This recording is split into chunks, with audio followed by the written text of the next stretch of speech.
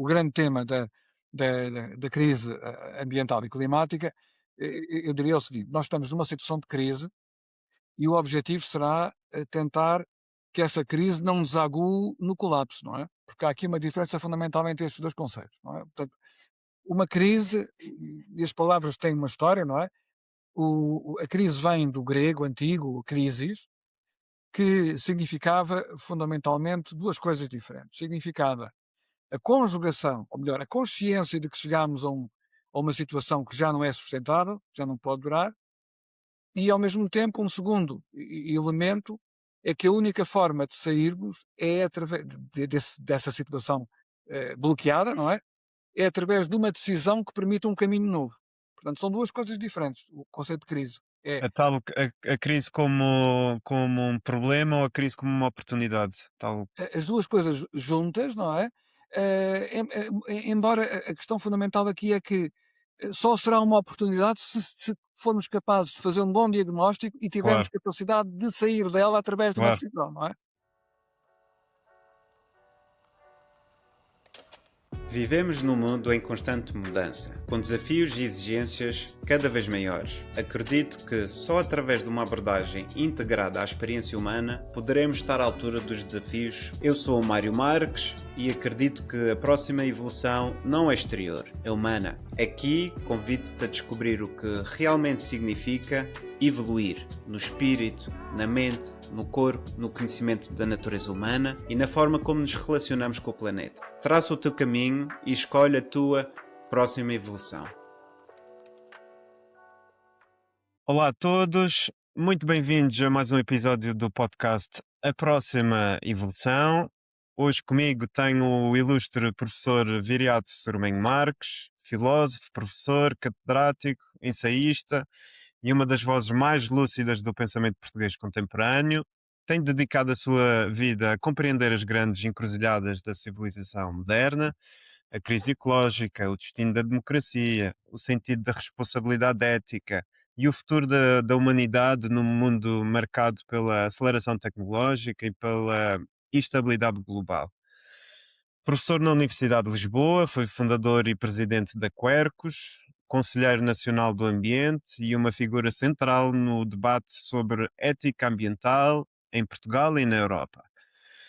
O seu trabalho cruza filosofia política, pensamento ecológico e teoria da responsabilidade, dialogando sobretudo com autores como Hans Jonas, Anna Arendt, Kant e outros, sempre com uma voz própria, firme e muito humanista. Num tempo em que a política vive novos tempos, em que a informação se sobrepõe à reflexão e em que a humanidade enfrenta riscos consideráveis, Viriato Sormenho Marques recorda-nos algo essencial: que não há futuro sem pensamento, que não há liberdade sem responsabilidade e que não há civilização sem consciência. É uma honra recebê-lo aqui hoje, professor. Muito obrigado por estar aqui connosco. Muito obrigado, Mário Marques, pelo convite. É um prazer estar aqui consigo e contigo, não é? Os ouvintes e quem, os teus telespectadores não sabem, mas nós temos uma relação já antiga e é também um ato de amizade estar aqui contigo e ter recebido o convite. Muito obrigado, professor. Ainda bem que refere isso, porque isso é um dos motivos também pelo qual eu decidi convidar o professor, porque o professor foi meu professor precisamente no âmbito do programa doutoral em Políticas de Desenvolvimento Sustentável e Alterações Climáticas. E para mim as suas aulas eram exercícios fantásticos de pensamento e de profundidade, e portanto essas aulas marcaram-me. Ok, então, fazendo aqui um rápido ponto de situação sobre o estado global do ambiente, os indicadores são claros e em muitos casos alarmantes. A poluição do ar é responsável por mais de 8 milhões de mortes por ano. As populações de vida selvagem diminuíram em média cerca de 69% nos últimos 50 anos. Estima-se que cerca de 1 milhão de espécies estejam ameaçadas de extinção. A temperatura média global já aumentou cerca de 1,2 a 1,3 graus centígrados face à era pré-industrial, aproximando-nos perigosamente de pontos de não retorno, como o degelo das calotes polares, o colapso dos recifes de coral, a libertação de metano do permafrost. Uhum. As emissões globais de CO2 provenientes de gases com efeito de estufa atingiram recentemente valores recorde, ultrapassando 38 mil milhões de toneladas por ano, mantendo-se esta trajetória, o orçamento de carbono compatível com o grau e meio que consta do Acordo de Paris, será esgotado em poucos anos. Hoje consumimos cerca de 1,6 planetas Terra para sustentar o nosso modo de vida, Uhum. e a tudo isto somam-se eventos climáticos extremos, cada vez mais frequentes, impactos na produção agrícola, migrações forçadas e os efeitos crescentes da poluição química, como plásticos, pesticidas, metais pesados, com grande impacto designadamente na saúde humana e não só. Mas também alguns sinais encorajadores. A área verde global tem aumentado em algumas regiões devido a programas de reflorestação e regeneração natural. As energias renováveis são hoje, em muitos contextos, a forma mais barata de produzir eletricidade. A consciência ambiental global nunca foi tão elevada. Mais de 190 países assumiram compromissos climáticos no âmbito do Acordo de Paris. A inovação tecnológica está a acelerar soluções de armazenamento de energia, de eficiência, da agricultura regenerativa e economia circular. A minha primeira pergunta, professor, é: estamos num ponto de inflexão ou ainda estamos muito longe disso? Uhum. Bom, eu responderia a essa pergunta, se me permite, com um certo recuo em relação aos temas que, no fundo, serão os temas da nossa conversa, não é? Portanto, ou seja, nós estamos aqui a partilhar com quem nos ouve e vê reflexões sobre desafios existenciais que a humanidade, neste planeta, que é o único que temos, efetivamente, que é a nossa casa planetária, está a enfrentar neste momento.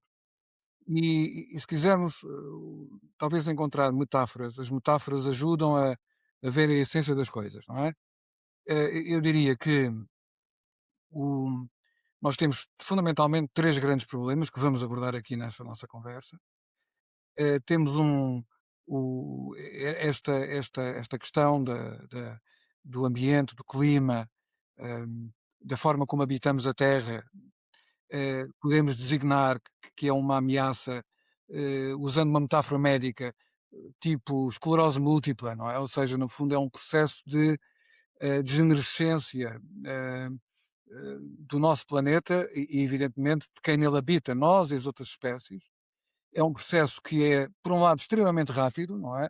Por outro lado, bastante mais lento do que, por exemplo, a segunda grande ameaça que temos, não é? A segunda ameaça existencial é aquilo que eu chamo uma síncope cardíaca, não é? Portanto, um AVC, uma coisa assim brusca daquelas que pode ser mortal num curto período de tempo e que seria justamente uma guerra nuclear, uma guerra um NBC, nuclear, biológica, química, não é? Portanto, em que todas as armas de destruição maciça fossem utilizadas.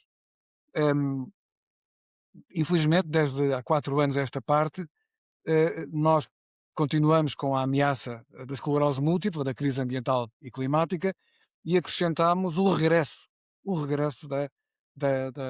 do flagelo e da ameaça de uma guerra nuclear. E finalmente, eu diria que temos uma terceira grande ameaça.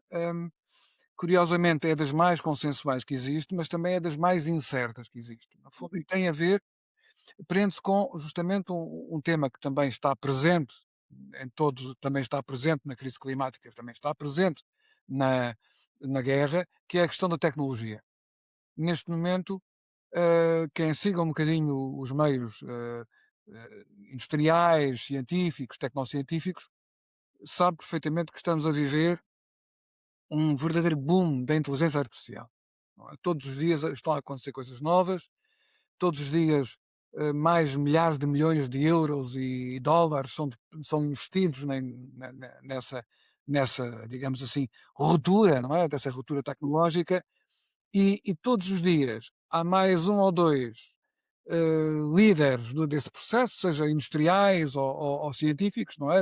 Aqueles que lideram porque investem o dinheiro, outros que lideram porque investem o cérebro, que saem desse comboio, não é? Que, que dizem, "E o que estamos a fazer é uma coisa, estamos a jogar no escuro, não sabemos o que é que vai acontecer e não temos nenhuma regulação." Aliás, ainda ontem, uma notícia que tive a ocasião de ler, é que o Departamento da Defesa americano, que é um dos principais clientes dos grandes bilionários americanos da inteligência artificial, exigiu a uma grande companhia nessa área, exigiu que baixasse os critérios de proteção ética dos seus algoritmos, não é, dos seus sistemas, para que o financiamento federal, do Estado Federal, continuasse a fluir. Não é? Ou seja, eh, numa altura em que nós precisaríamos de prudência, temos um governo que diz: não, não, é preciso acelerar, não é? Quer dizer, é neste contexto, digamos, de complexidade, não é, que eu gostaria então de depois aprofundar especificamente as questões relacionadas com o ambiente, com o clima, no fundo com a ecologia, porque me parece muito importante para quem nos vê e ouve perceber que nem no plano da compreensão intelectual, teórica, nem no plano, sobretudo, da intervenção prática, política prática, depois tem reflexos na política concreta e depois na economia também, que é fundamental, e até no comportamento das pessoas, na ética, não é? Nenhuma resposta pode deixar de certa forma, ter em consideração esta interação entre este triângulo, não é, tensional que referi, da tecnologia, da paz e da guerra e do ambiente e barra clima, não é? Ora, indo então especificamente a este último ponto Professor, só acrescentar que hum, essas três grandes ameaças depois interferem uma com a outra. Ou seja, por exato, exemplo, são, a são emergência de novos interdependentes, conflitos é, pode depois impactar e interferir claro, com a ação climática e ambiental. são interativas, não é? No fundo, Exatamente. aliás, nós estamos num período bastante delicado, não é? Porque, por um lado, temos esse crescimento exponencial da tecnologia na componente da IA ou da AI, não é? Consoante quisermos usar o inglês ou o português, Sim, e ao mesmo tempo temos uma situação extremamente tensa nas relações de ambiente e conflito. Porquê? Porque, no fundo, em vez de, neste momento, estarmos a caminhar para uma situação em que a humanidade, os países, enfim, os decisores políticos e económicos sejam capazes de convergir, por exemplo, para empoderar as Nações Unidas, não é? Para empoderar, digamos, 3 ou 4 grandes convenções, uma convenção para a tecnologia, uma convenção para o ambiente clima, uma convenção para a segurança, desarmamento, em vez de fazermos isso, nós estamos justamente a enfraquecer as Nações Unidas e estamos a entrar numa corrida, uma race to the bottom, não é? Uma corrida em que, no fundo, as grandes potências, como é o caso, por exemplo, dos Estados Unidos, de uma forma aberta, estão a tentar apoderar-se de recursos naturais numa perspectiva extrativista, não é? Mesmo de aliados, não é? Quer dizer, uma espécie de colonização interna, não é? Portanto, a América a colonizar a Europa, não é? Em vez de ser o que aconteceu historicamente no passado, não é?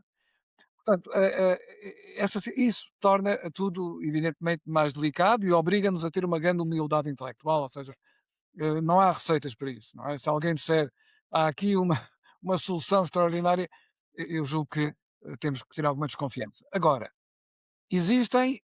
o conhecimento é sempre provisório e incompleto.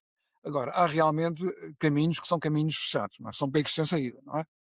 E nós temos que ter pelo menos a lucidez de saber diferenciar um caminho que contém alguma promessa, não sei se será suficiente ou não, mas contém algumas promessas e outros caminhos que são, à partida, caminhos fechados, não é? Becos sem saída, não é?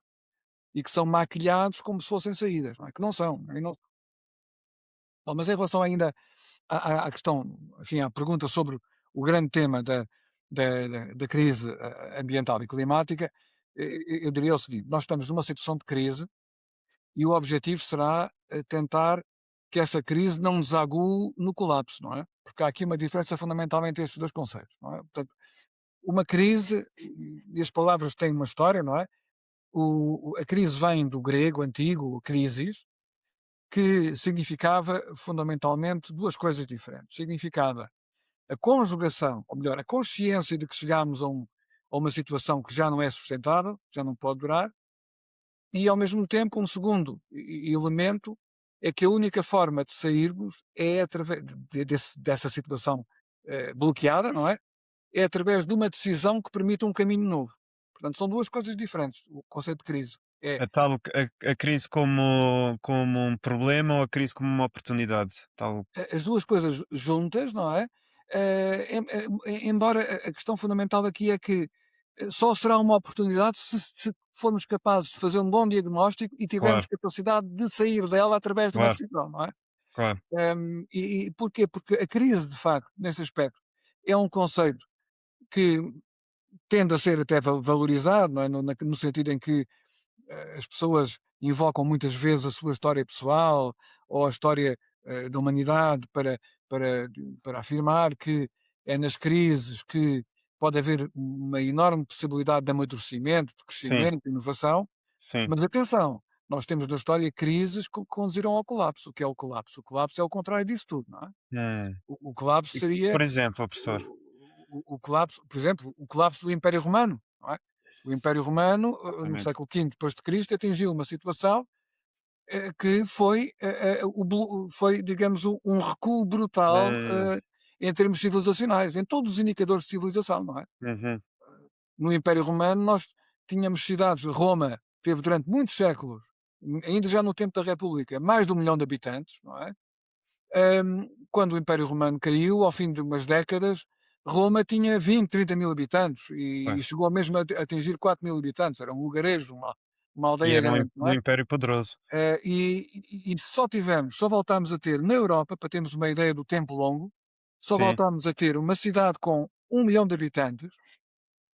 Calcula-se que Roma começou a cair abaixo de 1 milhão, ainda com muita gente, mas abaixo de 1 milhão, por volta do final do século III, portanto, eh, eh, eh, meados do século IV, assim é que é, 300 e tal, sim. 350, começou a cair para menos de 1 milhão, mas nós já tivemos 1 milhão outra vez no início de 1800, que foi a cidade de Londres.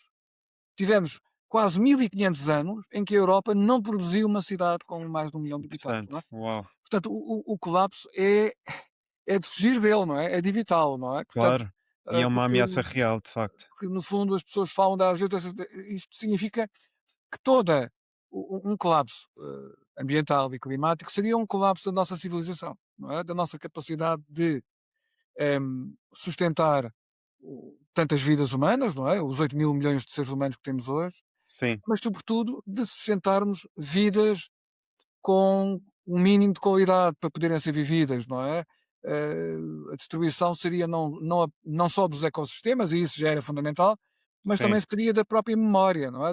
Da informação, não só do nosso futuro, como do nosso passado. É certo, preciso não certo. esquecer que tudo aquilo que nós que damos valor, a literatura, a arte nas suas múltiplas dimensões, o conhecimento científico, tudo isso depende de quem está num determinado momento histórico a tomar conta deste planeta, não é?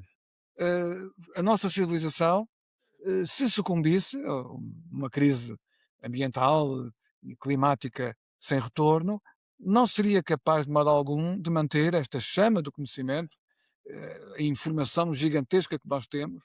Já não estou a falar só da biodiversidade, estou a falar também da diversidade cultural, das memórias, que no fundo constituem o nosso património como humanidade, aquilo que nos une, não é? Desde certo. os Yanomami no Brasil, aos vikings nos países escandinavos, não é?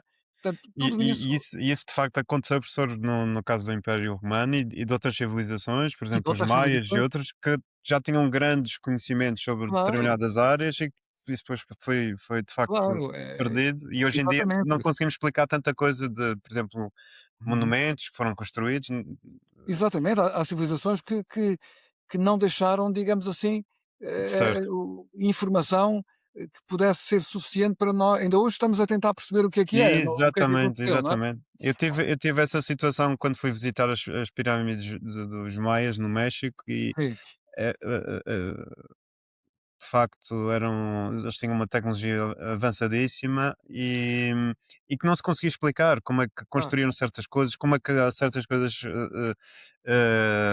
foram feitas. Isso é uma As nota pirâmides muito do relevante que o Egito professor. as pirâmides do Egito continuam a ser escritas teses de doutoramento, Exatamente, propondo interpretações do processo construtivo das pirâmides, e sobretudo das exatamente. pirâmides de Giza, não é? Aquelas 3 grandes pirâmides de Giza ou de Sim, Gizé, sim, sim, não é? sim, sim.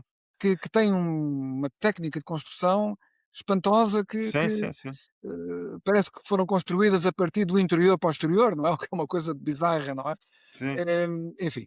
Bom, mas, em relação eu julgo que a principal, maneira, digamos assim, de lermos o que está a acontecer em termos da nossa relação com o ambiente, com os ecossistemas, não é?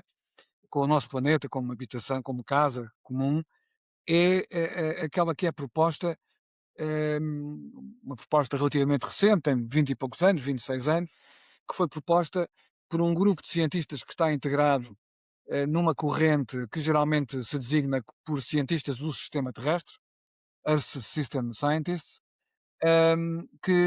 que foi justamente a proposta do ano 2000, hum, de considerar que estamos a viver uma nova época da história da Terra, ou seja, uma nova época geológica, não é?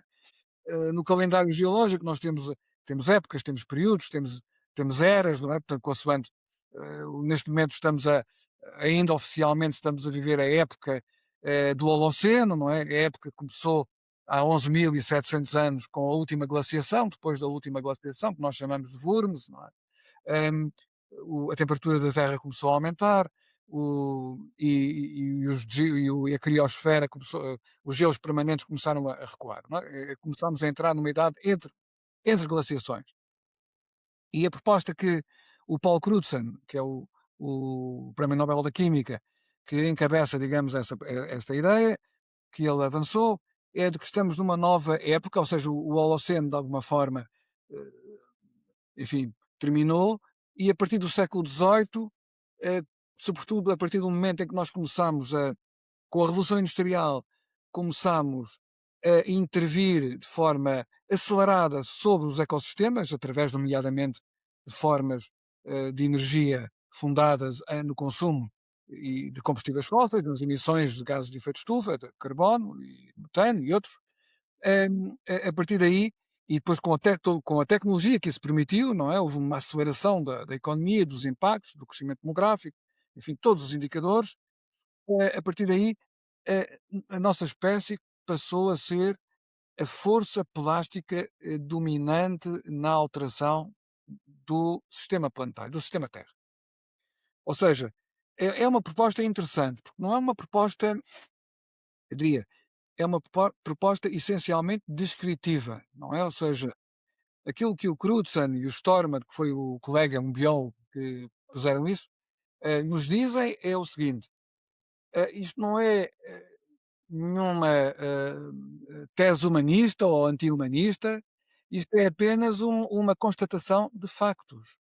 Quer dizer, a ação humana está a produzir alterações, não quer dizer que sejam todas negativas, mas sobretudo são todas elas no sentido de um desequilíbrio do equilíbrio que existia antes, não é? Portanto, e que é problemático que é incerto, porque no fundo são alterações que estão a acontecer sem plano, ou seja, nada do que está a acontecer em virtude da intensificação da ação humana é feito na base de um plano deliberado, Ou seja, quando nós começámos a usar o carvão e o petróleo, nós não o fizemos para aumentar os gases de estufa, nós fizemos para conseguir andar mais depressa no caminho de ferro ou nas autoestradas, não é?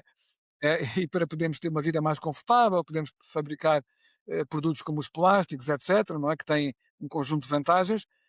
Nós apanhamos sempre o preço disso mais tarde, não é? Nós precisamos de bem mais de um século para começarmos a perceber que, afinal de contas, havia uma face negativa no uso dos combustíveis fósseis. Precisámos de 40 anos para perceber que os plásticos formam oceanos, ou continentes de resíduos nos oceanos.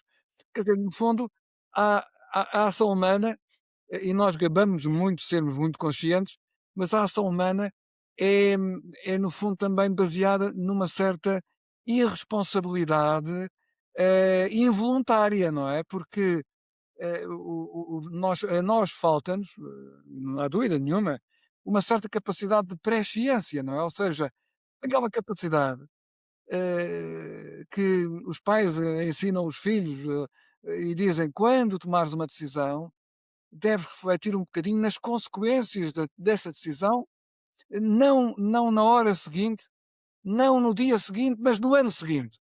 Não é? Pensa o que é que vais fazer, não é? Quer dizer, e nós fazemos isso muito bem no plano doméstico, não é? Nós somos prescientes, não é? Na vida dos nossos filhos. Mas Mas, professor, coletivamente não fazemos, não é? Coletivamente não o que o fazemos. professor disse, corrija-me se estiver errado, é Sim, que sim. a ação inicial é positiva, também um pouco de acordo com pelo menos esta é a minha crença, A intenção é compreensível, não é? Ou seja, é no fundo trata-se de, ah, ah, digamos, tornar, e isso nós encontramos isso, efetivamente, no início da modernidade europeia, ou seja, eh, é um aspecto que me parece importante, e evidentemente estou já aqui também a tocar o, um dos três temas que nós tínhamos abordado e que tínhamos decidido, que é o tema da tecnociência e da ciência. Repare-se o seguinte, eh, este mundo que nós temos hoje, não é? Este mundo é um mundo que tem um copyright europeu. Europeu. Ou seja, evidentemente que nós já sabemos que a Europa já não conta muito e cada vez contará menos. Mas o design, não é? A estrutura, o figurino deste mundo foi feito na Europa, a partir do século XVI. Do XV, XVI, com o Renascimento e com as descobertas marítimas portuguesas, espanholas, e depois com toda a tecnologia e toda a ciência desenvolvida em toda a Europa. Não apenas em França, não apenas na, na, na Itália, não apenas na Grã-Bretanha, em toda a Europa, no fundo, nós temos um talento tecnológico muito grande. Não é? Portanto, simplesmente o que quando eu digo a Europa está neste momento a recuar, está à vista, não é? Ou seja, está à vista porquê? Porque por exemplo, os países dos BRICS, não é?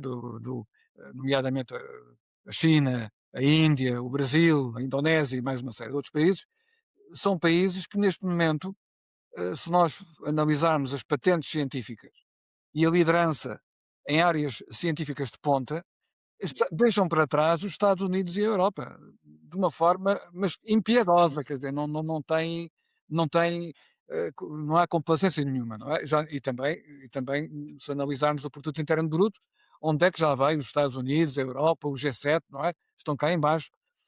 No reverso também, também nas emissões de gases de estufa, evidentemente que a China, por exemplo, tem mais emissões do que os Estados Unidos e duas Uniões Europeias, não é? Portanto, só para termos uma ideia. Portanto, quer dizer, agora, como eu digo, a maneira como o mundo está a ser interpretado e transformado teve um copyright europeu. Europeu, não é? Portanto, nós temos aqui uma responsabilidade fundamental e digamos que o segredo do sucesso da Europa, de um pequeno continente, uma península da Ásia que subitamente domina o mundo, não é? É preciso não esquecer que enfim, há pouco mais de 100 anos, em 1914, quando começou a Primeira Guerra Mundial, a Europa era a rainha do mundo, não é? Portanto, a Europa dominava completamente a África e colonizava até grandes impérios, não é? Que tinham sido grandes impérios, como é o caso da China, não é? Que estava numa situação ainda de grande dependência. A China foi o país com maior economia até 1820 e depois perdeu, pelo menos durante, enfim, não chegou a 2 séculos, não é? Mas perdeu essa hegemonia económica para o Ocidente. Portanto, a base do segredo foram três, digamos, instituições fundamentais, 3 conceitos que são instituições. Primeiro, o Estado moderno. O Estado moderno, ou seja, aquele Estado centralizado, com uma Constituição, com uma lei única para todos os cidadãos, uma administração única, eh, com capacidade de planeamento, com forças armadas unificadas. Portanto, isso é, hoje em dia, nenhum país que queira ser país tem um modelo diferente desse. Isto nasceu na Europa moderna. Foi aí que nasceu na Europa moderna. Um segundo aspecto foi justamente na ciência, não é? Ou seja, nós passámos de uma ciência hum, à maneira dos gregos, não é? Nós vemos na Grécia Antiga e vemos no Aristóteles, antes no Platão, a ideia de uma episteme, não é? De uma ciência que, que era essencialmente teorética, ou seja, visava uma teoria, uma contemplação da ordem do mundo.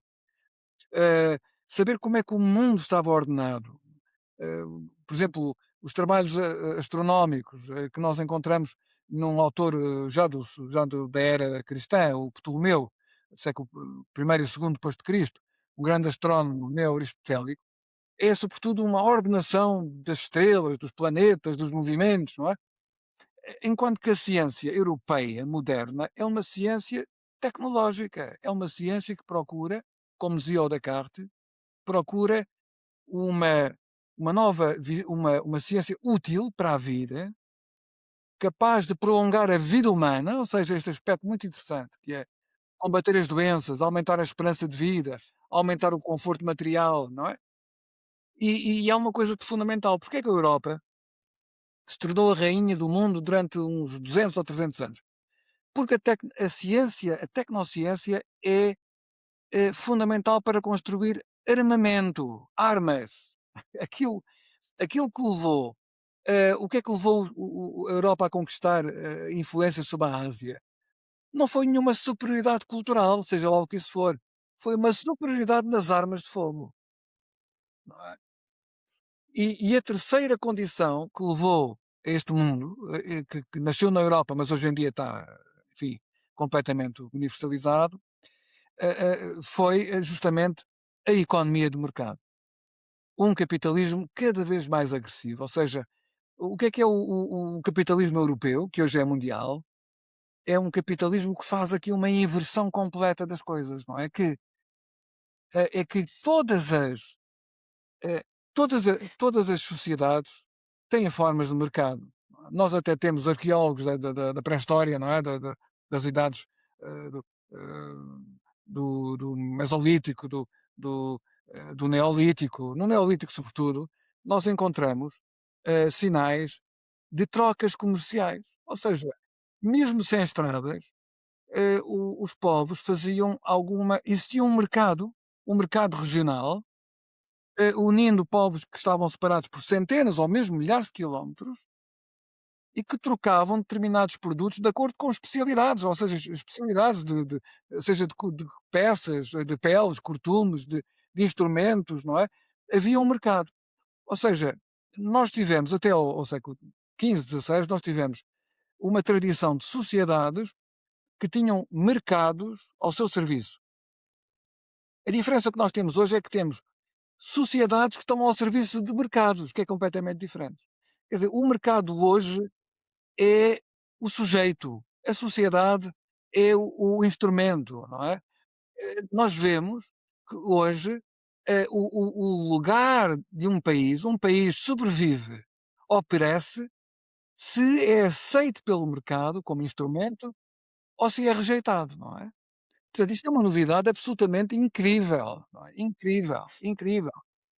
É incrível, portanto, e é de uma crueldade imensa, como devemos calcular, não é? Portanto, a ideia de que uma nação pode desaparecer se for rejeitada, repare, Até nós vemos isso também no outro componente da guerra, não é? Uma forma de fazer a guerra é fazer sanções, é tentar fechar um país do resto do mundo. Veja o que está a acontecer agora com Cuba, não é? Que está cercada, mais uma vez, os Estados Unidos apertaram um cerco que vem desde o início, depois da Revolução Cubana, desde 58, não é? Hum, ora bem, portanto, este triângulo é que proporcionou, digamos assim, uma intensificação desta escalada científica, bélica, administrativa e económica, extrativista, produtivista, que nos conduziu até aqui. Não é? Portanto, eu julgo que temos que perceber isto e, evidentemente, se queremos ultrapassar este caminho onde nos encontramos, não é? Porque estamos num caminho em que esta trilogia não foi alterada. Repare que o que está em causa hoje em dia, neste momento, estou a pensar neste momento, não é? O que está em causa não é alterarmos este triângulo moderno, ou seja, alterarmos a relação entre Estado, tecnociência e a economia de mercado. O que está em causa é saber o papel dos grandes países nessa trilogia, não é? Na minha perspectiva, nós só poderemos ultrapassar as ameaças existenciais se compreendermos que não é possível encontrarmos uma saída sozinhos. Quer dizer, aquela ideia que parece que o presidente Trump tem de que pode salvar a América e o resto do mundo pode afundar-se, é uma ideia, no mínimo, pouco inteligente. Muito pouco inteligente, não é?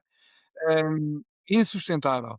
Portanto, nós chegamos a um ponto em que temos tanta capacidade de influência uns sobre os outros, em que ou nos salvamos todos ou perecemos todos. Ou perecemos todos, não é? Portanto, não, quer dizer, não há nenhum país inexpugnável, não é?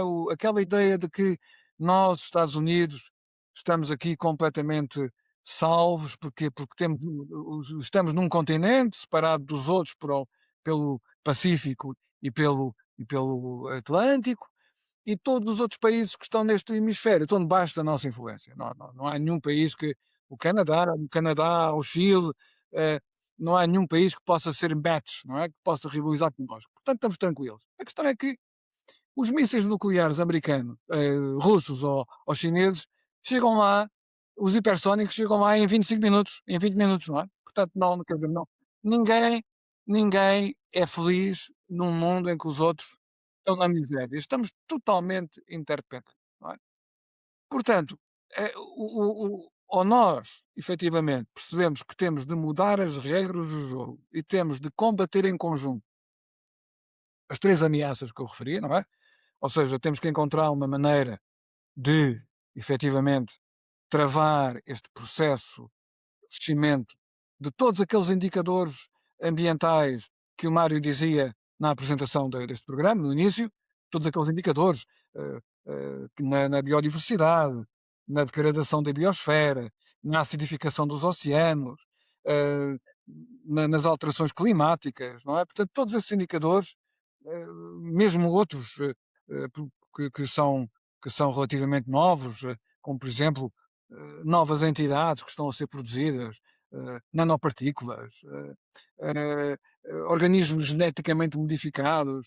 Há todo um conjunto de novas criaturas artificiais, não é? Feitas pelo engenho da humanidade, que estão a influir sobre o ecossistema, a entrar nele, não é? E nós não fazemos a mínima ideia do que é que no longo prazo, por exemplo, voltando à IA, neste momento, o 2026 vai ser o ano em que vamos passar da inteligência artificial, que está armazenada em sistemas fixos, não é? que, que produzem informação, etc., para a IA com pernas e braços, não é? Ou seja, a robótica, não é? Os humanoides de IA, não é? E a China está E a China está à frente disso tudo, não é? fortíssima nessa área. Sim. Há muitos vídeos em que Sim, vemos sim, sim.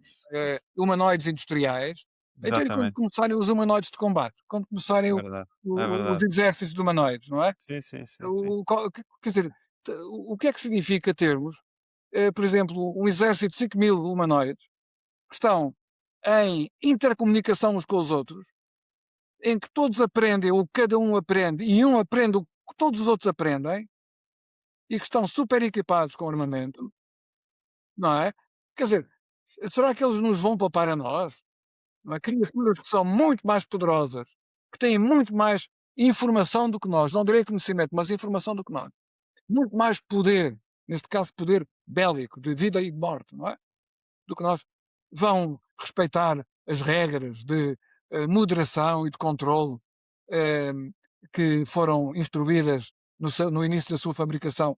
Eu tenho muitas dúvidas, não é? Portanto, penso que é, enfim, uma coisa um bocadinho, eh, enfim, aliás, eu sigo através da ajuda de amigos que frequentam de forma, digamos, heurística, não é? De investigação, as redes sociais. Eu recebo, identifiquei uns 30 nomes na área da IA e eles vão-me enviando coisas que eles põem no X ou põem nas redes sociais deles, não é? Coisas assim que não são muito técnicas, mas que sobretudo vêm do coração, não é? Vêm, digamos, das preocupações deles. E é muito interessante ver como essa gente está tão desnorteada como nós os dois aqui, não é? Ou seja, está, evidentemente, com muito mais conhecimento de causa do que nós, não é? Porque eles sabem o qualquer que estão a ligar. Mas eles são os primeiros, nós os primeiros a dizer, "Bah, por exemplo, o Elon Musk é um indivíduo, enfim, hum, bizarro, não é? No mínimo, não é? E um indivíduo muito poderoso, mas muito bizarro. É alguém que há pelo menos uns 12 ou 13 anos vem dizer que a inteligência artificial, de que ele beneficia imenso, como sabemos, não é? Sim, É um grande perigo para a uma humanidade, grande não é? ameaça. Portanto, Sim, quer dizer, ou seja, uma das áreas de negócio dele é o apocalipse. pois. Portanto, é um dos meus ramos de negócio, eu posso dizer, um dos ramos de negócio é o apocalipse, não é? Ir para Portanto, outros planetas. Mas, e isso é uma fantasia, não é? Isso é uma professor, fantasia. é por isso que eu acho que essa questão que o professor falou da presciência, termos, refletirmos sobre antes das nossas ações. E eu tendo a acreditar, e acho que a Não. ciência também comprova um pouco isso, que nós, enquanto espécie humana, somos uma espécie de bem, somos uma espécie que procura o bem e que tomamos decisões nesse sentido, fundamentalmente, Eu faria só uma pequena independentemente eu do. faria só uma pequena, digamos, um acrescento, mais do que correção ao Sim, acrescento. Eu acho que a nossa espécie a nossa espécie é um fenómeno, não é? Isto é um fenómeno, não é? Portanto, nós tivemos uma não sabemos muito bem se foi o a mão, não é? Se foi o tamanho do cérebro, se foi a linguagem, se foi tudo isto, houve uma ruptura, não é? Houve uma explosão, digamos assim, de capacidades intelectivas, não é? Agora, nós, nós somos mamíferos, não é? Somos mamíferos, somos animais, e aquilo que eventualmente procuramos, essencialmente, é a nossa sobrevivência e a continuidade da nossa espécie, não é? Simplesmente nós temos aqui um problema que é um desequilíbrio entre as nossas capacidades, que são eh, excessivas para o objetivo de preservar a vida e a continuação da nossa espécie, e, digamos, os riscos que derivam para a nossa vida e para a nossa espécie e para o resto do mundo do nosso excesso de capacidades, não é? Hum, são capacidades que não, para as quais nós não encontramos ainda nenhum mecanismo de supervisão e de, digamos, restrição e de controlo. Porque só a questão é esta, nós só poderemos encontrar coletivamente mecanismos de restrição. Olha, repare, como é que nós passamos dos pequenos grupos de caçadores-coletores para os Estados modernos? Foi através da construção de uma instituição chamada Estado, que é uma instituição, quer dizer, que é o Thomas Hobbes chamava-lhe o Deus mortal. É um Deus porque o Estado é mais poderoso do que qualquer ser humano. Mas é mortal porque também é imperfeito e é mortal, não é? É uma criação humana, não é? Portanto, nós não criamos ainda um Estado capaz de integrar no plano das restrições, no plano das leis, no plano das normas, da disciplina, digamos assim, uma capacidade de restringir a forma como as nossas inovações no plano tecnocientífico eh, de evitar que essas inovações se voltem contra nós, porque isso é que é o problema central, não é? Mas isso é interessante, professor, Uhum. porque e o livro de o Yuval Harari, o livro Sim, Homo Sapiens, um belíssimo livro, gostei muito. sim, sim, é um Ele livro ele interessante. faz essa comparação dos Estados modernos com os grupos de caçadores-coletores e que não tinham na altura não tinham constituição, não eram grupos relativamente pequenos, fundamentalmente pacíficos, com alguns conflitos pontuais, Sim. mas sobretudo cooperativos, de bem, em comunidade, que viviam em comunidade e sociais. E, e dentro daquele grupo limitado, até cerca de 100 ou 150 comunidades, até 100, 150 pessoas, Sim, sim. que é o máximo que a nossa mente permite Uhum. reconhecer e conhecer profundamente, que esse tipo de regras e de normas não eram necessárias, não existiam. Havia assim uma Elas espécie de não regras estavam. regras e normas invisíveis de ética que permitiam que Sabe uma coisa interessante, Mário, é que, as normas estavam lá, não é? Estavam lá. Estavam lá. Não havia, de facto, como não tinham escrita, não é? Não conheciam a escrita, há um exemplo que lhe posso dar que é muito curioso, que é, um povo da América do Norte que habitava o que é hoje o sul do Canadá, na costa atlântica, o sul do Canadá e o norte dos Estados Unidos, os iroqueses.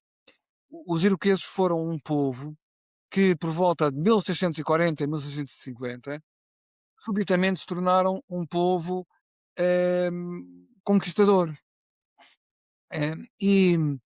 E sabemos hoje, porque há história, não é? Eu nos Estados Unidos, uma vez que lá estive num curso, tive um professor que era, de ascendência iroquesa, tinha uma costela alemã e uma costela iroquesa, e conhecia muito bem a história dos iroqueses. O que aconteceu foi que eles eram 5 comunidades diferentes, que se uniram, como digo, em meados do século XVII, e construíram uma constituição oral. Eles tinham uma constituição oral, com um conjunto de que podemos considerar artigos. E, e eles tornaram-se conquistadores porque, no fundo, fizeram aquilo que os americanos chamam a Federação Iroquesa. Eles fizeram um pacto de união. Aqueles 5 povos que falavam a mesma língua, mas que tinham vidas separadas, uniram-se e começaram a conquistar território aos povos vizinhos. E eles tinham todos os anos, na primavera, uma grande reunião desses 5 povos diferentes, 5 comunidades, e era na primavera que eles faziam as conquistas e que faziam, digamos, enfim, as atividades mais coletivas, não é? E mais agressivas também, não é? E cada um desses povos tinha um elemento, um dos seus membros, que recitava a Constituição Iroquesa numa reunião de chefes, recitava, e imagino que um deles, que naquele ano era o povo número um, não é? Que recitava. Os outros, nos outros povos que também tinham a sua memória, não é? O seu elemento que tinha a memória da Constituição, estavam em volta dele, e se ele dizia alguma coisa errada, interrompiam e diziam: não, não, essa parte não é assim, é assim. Não é? Portanto, e foi por causa disso que no início do século XIX essa Constituição passou a ser escrita, não é? Ou seja, certo, houve certo, um, para não haver confusão. exato, passou a ser escrita e não foi um iroquês que a escreveu, foi alguém que estava a estudar os iroqueses, não é? Portanto, quer dizer, agora, para tentar dar, digamos, o outro lado da questão, não é? Eu tenho falado, até agora, temos falado os dois, da ciência como um fator, nomeadamente a tecnociência, como um fator indispensável para percebermos como é que chegámos até aqui, no ponto de vista dos problemas, não é? Dos problemas de ambiente, problemas da paz e da guerra, dos problemas da, também da economia, não é? Da economia de mercado. Eh, mas convém também referir que a tecnociência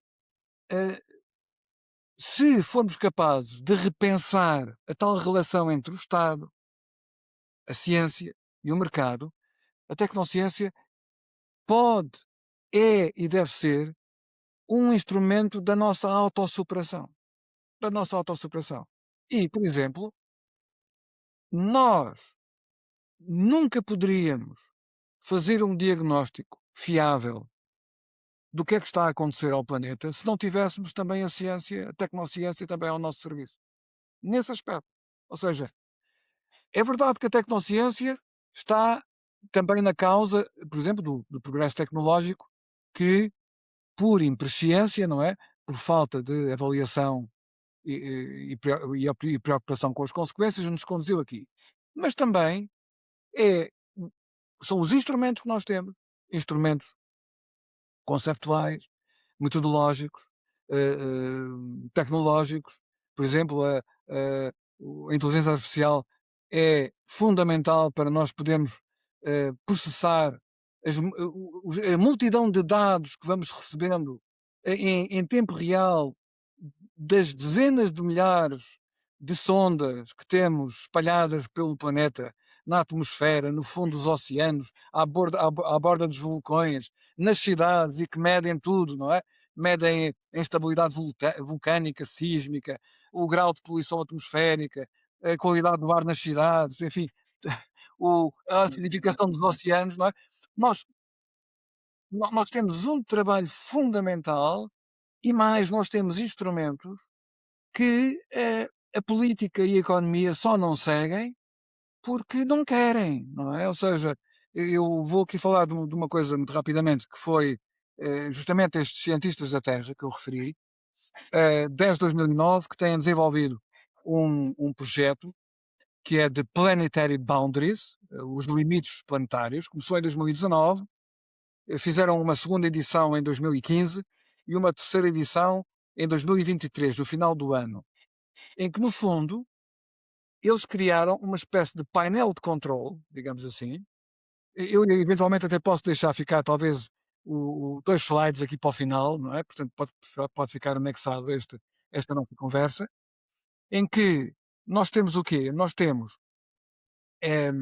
um conjunto de 9 grandes indicadores que vão desde o estado das alterações climáticas, o uso dos solos, não é?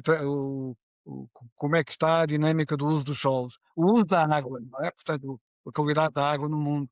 Em,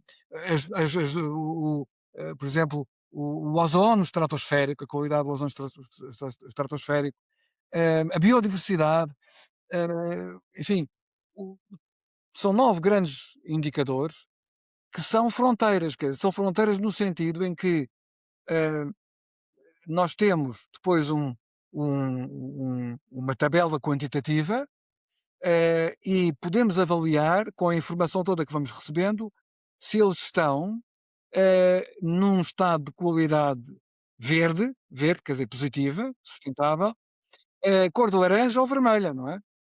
E a verdade é que nós, em 2009, tínhamos 3 no vermelho, em 2023 temos já 6 no vermelho, não é? Portanto, isto é muito importante porque é como um painel, vamos dar uma imagem grosseira, é como alguém que vai a conduzir um automóvel, não é? Que tem um painel também com indicadores, os níveis do óleo, da gasolina, não é? E alguém que começa a ver aquilo tudo no vermelho e o que faz em vez de parar, não é? Carrega no acelerador até, não é? Até haver uma colisão. Portanto, Isso é um ponto muito. Só acrescentar uma nota, professor, se me diga, permite. diga. Eh, que isto da inteligência artificial e da informação, da era da informação em que vivemos, designadamente na área da ciência climática, e eu tinha há um alto funcionário das Nações Unidas que ele tem uma frase que para mim ressoa comigo muito. Ele diz: eu costumava pensar que os principais problemas ambientais eram a perda de biodiversidade, o colapso dos ecossistemas e as alterações climáticas. Achava que com 30 anos de boa ciência conseguiríamos resolver esses problemas, mas estava enganado. os principais problemas ambientais são o egoísmo, a ganância e a Hum, apatia. hum, hum. E eu gosto muito desta frase, porquê? Porque hum, eh, eh, tem aqui muita informação nas entrelinhas, ou seja, ele diz que na Muita, verdade muita o mesmo, problema muita. não é tanto a crise climática e ambiental, que é mais, ou seja, uma coisa exterior, que é mais uma coisa que tem que ver com o eu, é mais uma crise interior, não tanto uma crise ambiental, que não é uma crise interior, relacionada com os nossos valores, as nossas Hum, crenças, a nossa hum, cultura, a nossa perspectiva sobre a natureza, eventualmente, que somos superiores à natureza, que a natureza é um recurso natural que hum. está ali para ser Pois, explorada e sem dúvida. extraída e, e, e não como uma algo que é parte de nós, que Parte está da nossa associado à própria nossa identidade, saúde, parte da ao nossa nosso própria bem-estar. identidade. Sem dúvida, Exatamente, sem dúvida, sem dúvida, exatamente. sem dúvida, sem dúvida. E Sim. isto faz-me pensar se, se estamos de facto perante uma crise climática ou uma crise interior. E isto pode ser, este pensamento pode ser importante porque hum, acho que estamos muito focados na ação exterior, no pensamento de soluções, estratégias, metas, perdemos muito nisso e isso tem o seu papel, é importante, não, não, não me oponho, obviamente, mas acho que há uma outra componente também muito importante que deve ser ponderada, deve ser refletida, que é a parte relacionada com o eu, a nossa. E daí Sem também um dúvida, bocado sem este é dúvida. o meu podcast, temos uma experiência mais integrada, uma abordagem mais integrada à experiência humana. Tratarmos, vermos aqui que tipo de valores é que nos vão levar a uma verdadeira solução do Uhum, problema. Que tipo de crenças, por exemplo, esta crença sobre a natureza que uhum, deve ser explorada, que é um recurso. Será que é esta a crença que nos vai ajudar a resolver os problemas? Portanto, claro. este tipo de elementos, eu acho que sinceramente no plano internacional não está a ser devidamente, Não, aliás, não. há uma escola de pensamento, mas muito pouco, que acho que deveria ter um papel mais relevante. Não sei o que é que o professor acha.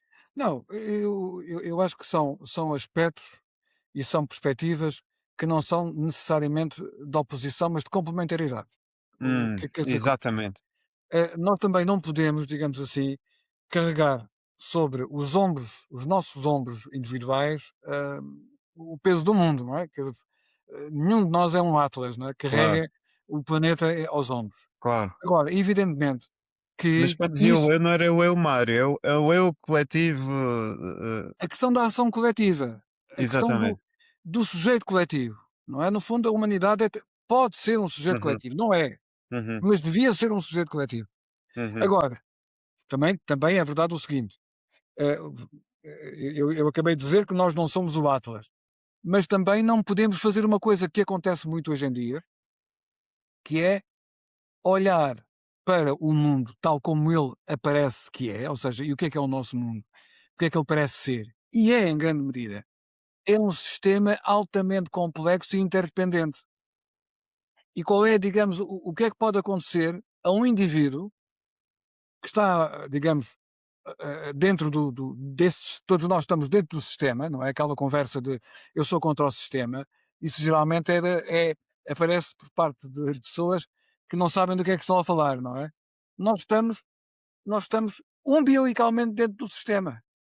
Podemos eventualmente é perceber e tentar transformá-lo, não é? Portanto, agora, para o transformarmos, nós não podemos usar a inércia do sistema, que é uma inércia gigantesca, como desculpa para não darmos o nosso contributo e para não fazermos a nossa diferença, não é? Ou seja, não podemos ter aquela atitude, olha, pá, eu sou tão pequenino, o sistema é tão grande que o melhor é estar quieto, não é? Não, isso é aumentar a inércia, não é? Agora, mas é verdade, quer dizer, pensar que existe uma solução simples, pensar, por exemplo, que é, é com a eletrificação da energia toda que resolvemos o assunto, isso é uma visão simplista. Nós vamos precisar de muito mais coisas e, sobretudo, pegando na frase eh, desse autor ou ator que referiu, eu também acrescentava talvez aqui uma outra frase, que é nós vamos precisar de uma trilogia diferente, não é? Vamos precisar de uma forma de política, ou seja, de ação coletiva, baseada na cooperação compulsória, que é um conceito que eu ando a pregar há mais de 20 anos, uma cooperação obrigatória, ou seja, é totalmente impensável que alguma coisa pode ser feita de positivo no planeta se, por exemplo, os Estados Unidos, a China ou a Rússia não colaboram uns com os outros, não é? Quer dizer, a ideia peregrina de que a função dos Estados Unidos e da União Europeia será vencer a Rússia numa guerra é uma ideia totalmente, enfim, destituída de qualquer racionalidade, não é? Bom, é uma ideia de fim do mundo, não é? O apocalipse, não é? Portanto, quer dizer, nós temos que nos entender. Nós temos que nos entender não é com os nossos amigos, é com os nossos inimigos de ontem e potenciais inimigos, porque perante os amigos nós não precisamos de fazer tratados nem protocolos, não é? Portanto, estamos com eles, não é? Ninguém tem um tratado de amizade com o seu amigo do lado, não é? É uma coisa espontânea, não precisa de normas escritas, nem de câmaras de verificação, não é? Agora, a China, os Estados Unidos, a Rússia, os BRICS, etc., têm que ter normas, não é? Normas Sim, tipificadas. Portanto, precisamos sim. disso. Mas E também será que, e precisamos de será uma que isso, ética, não e é? será que Precisamos de isso uma ética. não Não é? acontece, professor, assim, já por trás das cortinas? Não, será que isso já não acontece? Não há esse diálogo? Porque ou seja, uma coisa é a narrativa Pois, política. neste momento, quer dizer, no caso concreto atual, acontece entre os Estados Unidos e a Rússia, não é? Pois, Estou a falar de grandes conjuntos de países sim, ou pequenos países, não é? sim, Mas não acontece, por exemplo, com a União Europeia. A União sim, Europeia sim, sim, sim, sim, sim, está à parte, não é? Colocou-se à parte, não é? sim, Expatriou-se deste assunto. É uma sim, espécie de. Está na sala dos pequeninos, não é? Na sala sim. eh, infantil. Depois precisamos de uma ética da moderação. Ou seja, nós precisamos de uma ética, não é de uma ética hedonista, porque a ética hedonista é uma ética consumista, e cá está a ética que nós vemos quando ligamos uma televisão ou vemos no nosso telemóvel anúncios. A ética que lá está, o comportamento que lá está é o do consumo, não é?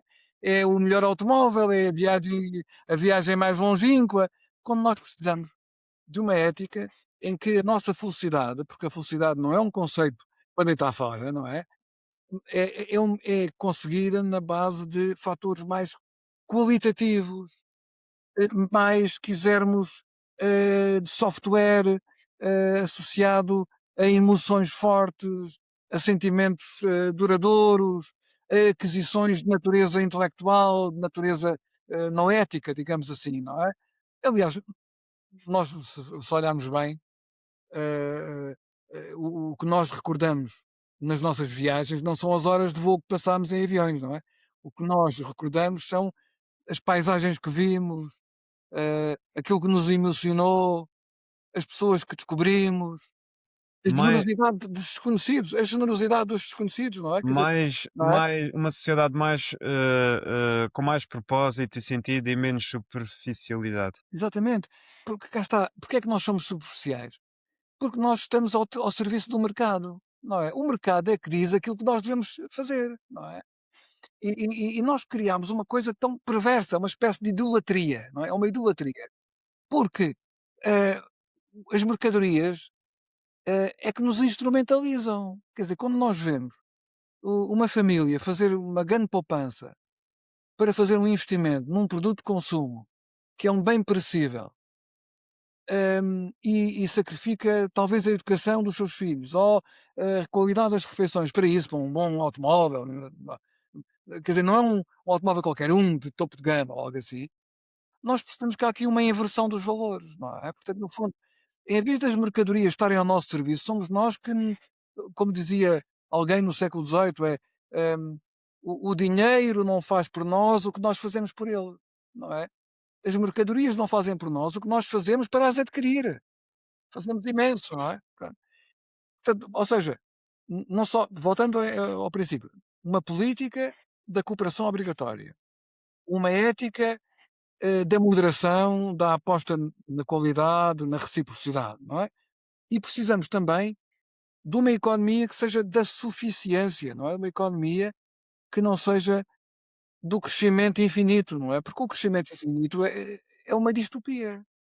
O crescimento infinito é tornar a Terra num deserto, não é? Repare, eu nasci em 57, final de 57. O que eu estou a ver agora no nosso país, em Portugal, é um Portugal completamente diferente daquilo que eu via quando tinha 20 anos. Já não digo 15 anos, digo 20 anos, 25 anos, 30 anos. Ou seja, nós temos ondas de calor praticamente tornaram-se uma banalidade. Ondas de calor no verão, ondas de calor no inverno. Não é? Temos incêndios florestais destrutivos todos os anos. Todos os anos. Quando há um ano em que não há, nós é a exceção. Não é? Não é? Tivemos o anticiclone dos Açores, já não está no sítio. Portanto, tudo que são tempestades vem por aí. Não é? Com destruições que matam pessoas e destroem a riqueza, a propriedade das pessoas em milhares de milhões de euros, e o país tem que e deve apoiar com certeza as vítimas de uma lutaria climática e ambiental, não é? As areias do Saara. As areias do Saara agora todos os anos temos 10, 15, 20 episódios, não é? Será que nós não estamos a perceber? Não é? Vamos construir um aeroporto de Lisboa em Alcochete. Vale a pena ver as fotografias do sítio onde daqui a uns anos se diz que vamos ter um novo aeroporto de Lisboa. São piscinas olímpicas. São piscinas olímpicas. Neste momento, o lugar onde os aviões vão aterrar está completamente coberto por água. Mas será que nós dizemos que estamos muito preocupados com o ambiente e com as alterações climáticas, e depois, como decisores políticos e económicos, fazemos tudo mal? Tudo ao contrário? Será que nós podemos continuar a ter um turismo em Portugal que é um dos principais fatores de impacto ambiental e de degradação da qualidade de vida dos sítios, por exemplo, da cidade de Lisboa, não é? Dos arredores da cidade de Lisboa, não é? Portanto, quer dizer, nós temos aqui uma total desconformidade entre o que sabemos, o que temos uma certeza quase, não há nada de certeza absoluta, mas uma certeza de 95% que vai acontecer, não é? Que esta tendência vai agravar-se, não é? Não vai melhorar, vai piorar, e não vai piorar gradualmente, vai piorar de forma não linear, não é? Aos saltos, e, e vamos fazer tudo no sentido de maximizar as causas do que está a acontecer, não é? Portanto, quer dizer, ou isto não é uma democracia, ou na verdade a nossa democracia é muito limitada. E no fundo o espetáculo da democracia é apenas o espetáculo da impotência política. Se calhar é isto que vai acontecer, não é? Se calhar temos que juntar às nossas tarefas uma outra, que é fazer uma democracia a sério, não é? Uma democracia em que o interesse geral prevaleça nas políticas públicas. Isto não está a acontecer, não é? Não está a acontecer. É evidente que tem muito mais peso um setor económico do que tem o conjunto dos eleitores portugueses, não é? E a nossa democracia, em muitas áreas, é completamente destituída de consequências, não é? Nós perdemos a nossa política económica e monetária, nós não gerimos, por exemplo, a nossa, com a moeda única, nós perdemos a capacidade de gerir, através da valorização ou desvalorização da moeda, as nossas, gerir, digamos assim, as relações Sim. comerciais, não é? Que Mas, era um professor, instrumento, um só, instrumento só, fundamental. só um pequeno parênteses. Não perca só o seu raciocínio, que eu tinha Não, não. uma pergunta. Eu tenho dedicado muita reflexão, mas já olha, durante o doutoramento, por exemplo, sobre esta questão do crescimento infinito. E eu faço um pouco a comparação com o ser humano e a parte psicológica. E em psicologia, eu não vou contestar o que o professor diz, é só apenas uma reflexão que faço em aditamento. que em psicologia, por exemplo, o crescimento infinito individual, entre aspas, ou seja, hum, o progresso, o conhecimento contínuo, Uhum. hum, hum, o progresso também a nível profissional, a nível familiar, crescimento da família, filhos, por aí fora, novos objetivos, novos desafios, está diretamente associado à felicidade e ao bem-estar pessoal. Portanto, progresso e crescimento pessoal significa, e infinito, significa bem-estar e felicidade. A minha questão é, e tenho feito um pouco este pensamento também na parte económica, o que tal crescimento económico infinito se também não estará associado a coisas positivas. Mas faço aqui a ressalva de facto que o crescimento infinito, tal como ele é concebido hoje, tem um grande impacto ambiental e climático Uhum. e outros grandes problemas. Isto também para falar um pouco também sobre a escola de pensamento de growth, de Uhum. Sim, crescimento, em contraponto ao de crescimento infinito. sim, sim. Tenho sérias dúvidas, principalmente da escola de pensamento do Uhum. degrowth, e gosto muito de ter este pensamento da parte individual, porque isso pode ser significativo, essa reflexão, que de facto o crescimento contínuo, o progresso pode ser relevante. Bom, em primeiro lugar, o infinito é um conceito que não pertence ao nosso espaço e ao nosso tempo, não é? Ou seja, hum, eventualmente, talvez pertença ao universo, ao cosmos, não é? Talvez pertença, não sabemos, não é? Ninguém sabe se o universo é infinito pelo menos no tempo, não é? No espaço, provavelmente não, mas podemos, ter, podemos ter aqui variações, não é? Do universo que seja infinito no tempo e não no espaço, ou, ou que seja no espaço, se for no espaço também será certamente no tempo. Bom, mas isso são questões de cosmologia. Nós estamos aqui a falar da humanidade, do indivíduo e da humanidade. Nós somos seres mortais. E uma coisa fundamental para para a nossa deliberação ética é aceitarmos a mortalidade.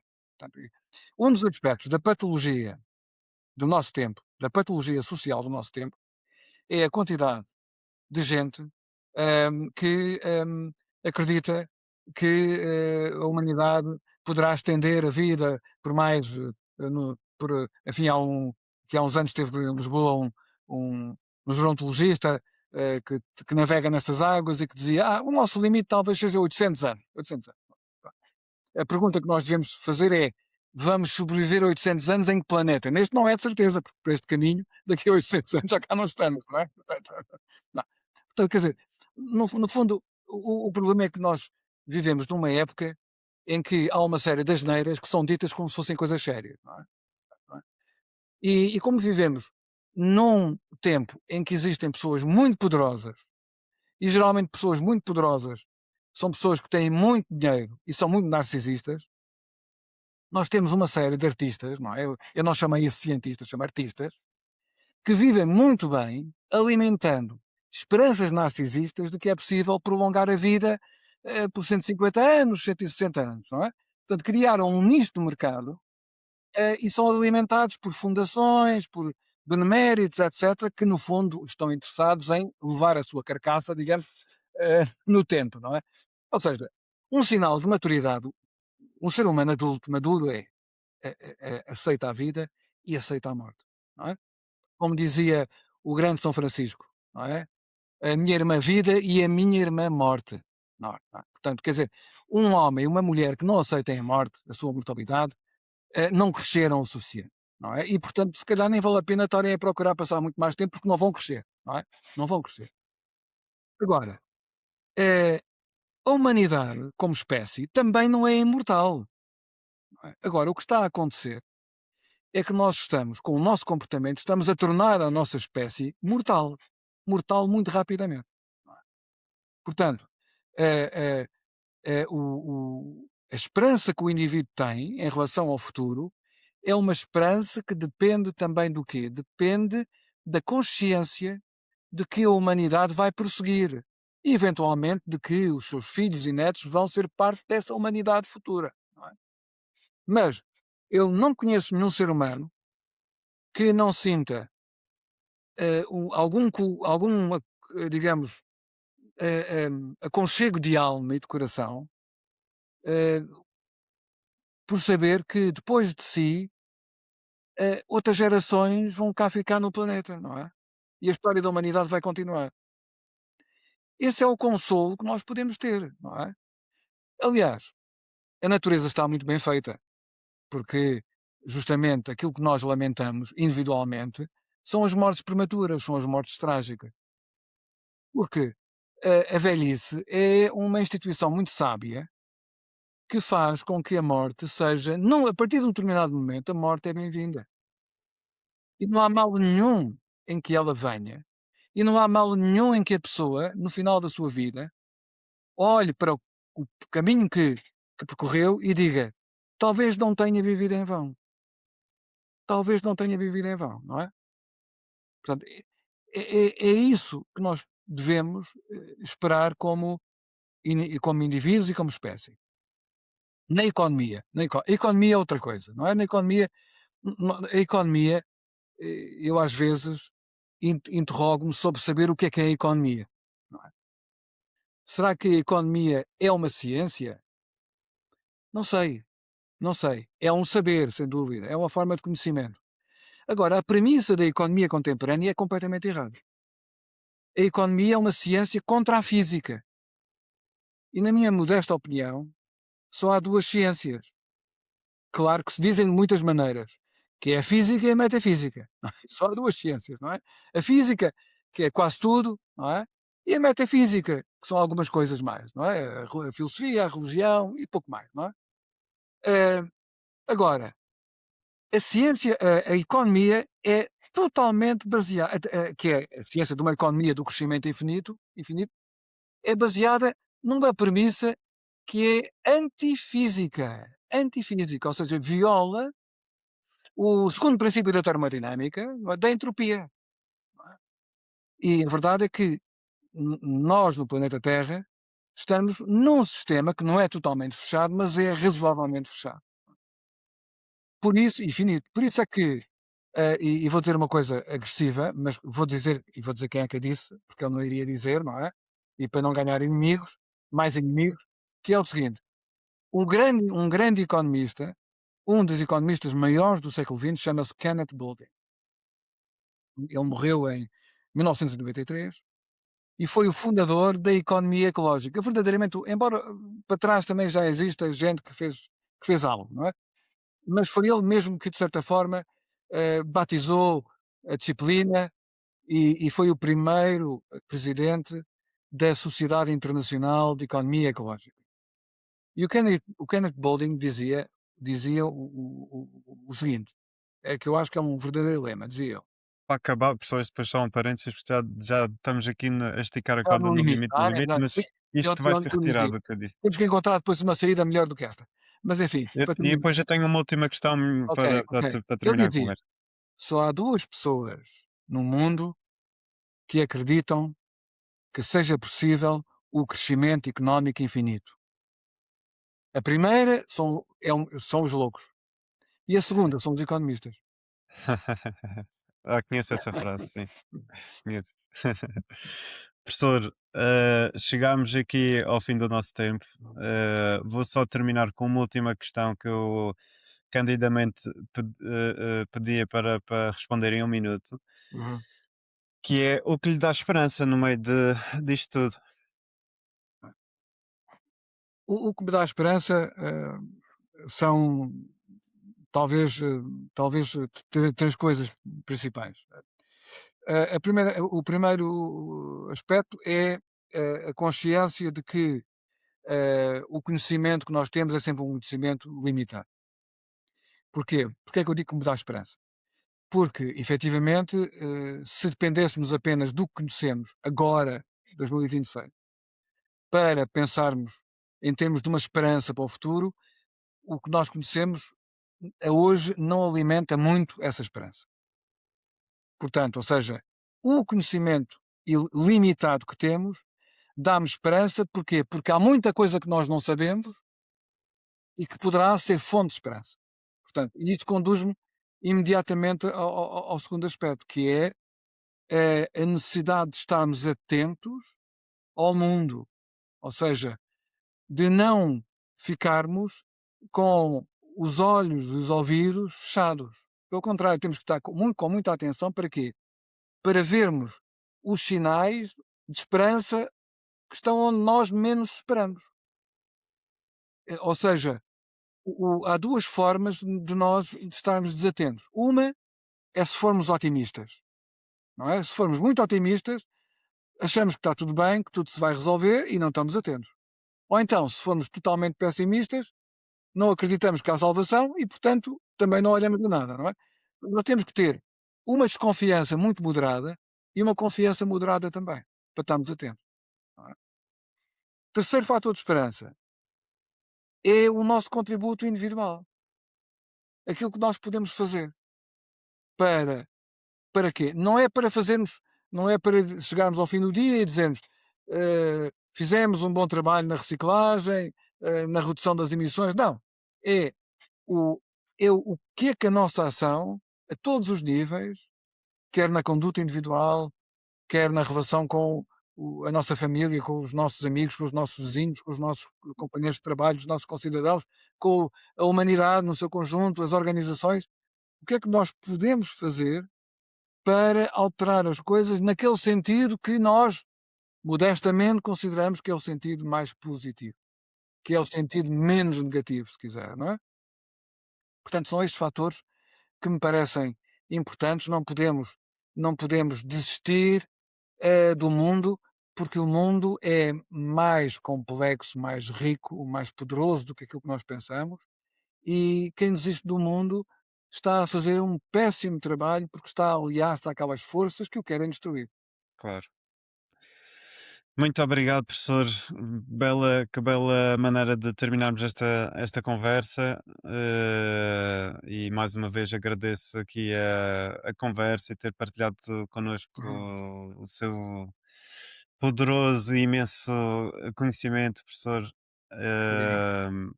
E aproveito também agora para me despedir das pessoas lá em casa que nos acompanham. Muito obrigado a todos por nos terem acompanhado em mais um episódio deste podcast. Espero que tenham gostado. Obrigado por ter estado desse lado e por fazeres parte desta jornada. Se este episódio te inspirou, partilha-o e continua a tua jornada de evolução. Lembra-te, a decisão de evoluir é tua. Traça o teu caminho e escolhe a tua próxima evolução. Até ao próximo episódio.